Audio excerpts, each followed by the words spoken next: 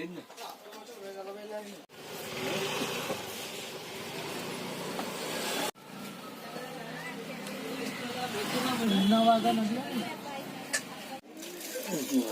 ના મેટલ નો મુગટ, આ મેટલ નો, આ ડાયમંડ.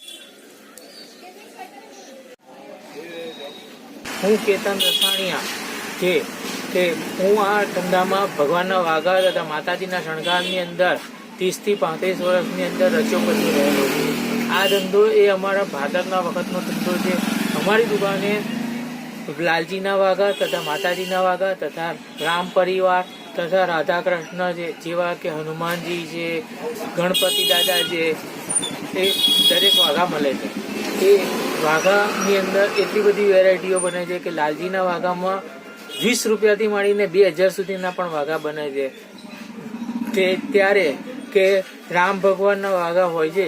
રામ ભગવાનના વાઘા 1 ફૂટથી કે 5 ફૂટની મૂર્તિના, રાધા કૃષ્ણના વાઘા પણ બને છે, માતાજીના વાઘા પણ બને છે. માતાજીના વાઘાની અંદર તો અત્યારે એટલી બધી વેરાયટીઓ ચાલુ થઈ ગયેલી છે કે માતાજીનો કંડોરો પણ બને છે, માતાજીના હાથના પોંચા પણ બને છે, માતાજીનો ચાંદલો, નથણી અવનવી વેરાયટીમાં બને છે.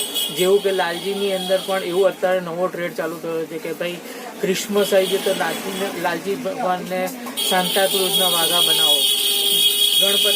ગણપતિના તહેવારમાં પણ અલગ અલગ નવી જાતની પાઘડીઓ, તે મેરેજની અંદર આવી પાઘડીઓ છે, ટીપુ સુલતાનની પાઘડી બનાવી છે.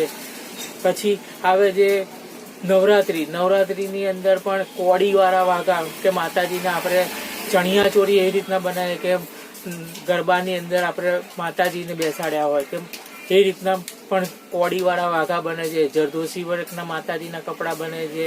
પીછોઈ કે જેવી કે રામ લક્ષ્મણ જાનકી કે રાધા કૃષ્ણના મંદિરની અંદર પણ પીછોઈ અવનવી ડિઝાઇન કે પાછળ બેકગ્રાઉન્ડ સારું હોય તો મૂર્તિનો દેખાવ પણ સારો આવે.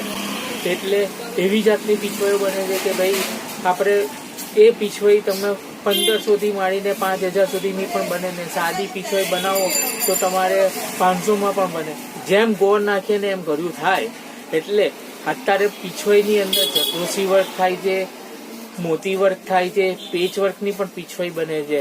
હાલ મેં હમણાં રિસન્ટલી એ રીતના બનાવ્યા છે વાઘા કે મારા 5 કન્ટ્રીની અંદર વાઘા બને છે, બનાવીને હું મોકલું છું. જેવા કે આફ્રિકાની અંદર જાય છે, લંડનની અંદર જાય છે, યુએસની અંદર જાય છે, કેનેડામાં જાય છે અને ઓસ્ટ્રેલિયા. વાઘામાં પણ આવી એટલી બધી વેરાયટીઓ બને છે કે વાઘા સિલ્કના પણ બને છે, મોતી વર્કના બને, જરદોશી પણ બને, પેસ્ટિંગના પણ વાઘા બને છે.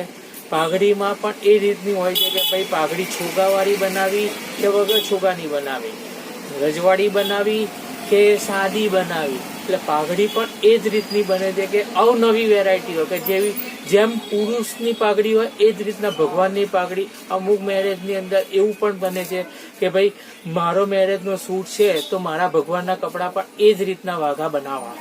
એટલે હવે નવો ટ્રેડ છે. જેમ માણસ દર્શનાર્થીઓ કે પબ્લિક જેમ કે એ પ્રમાણે વાઘા અમે બનાવી જ આપીએ છીએ. વાઘાની અંદર તો એટલા બધા વાઘા બને કે ભાઈ આપણે એક ભૂલો અને એક નવી વેરાયટી બને.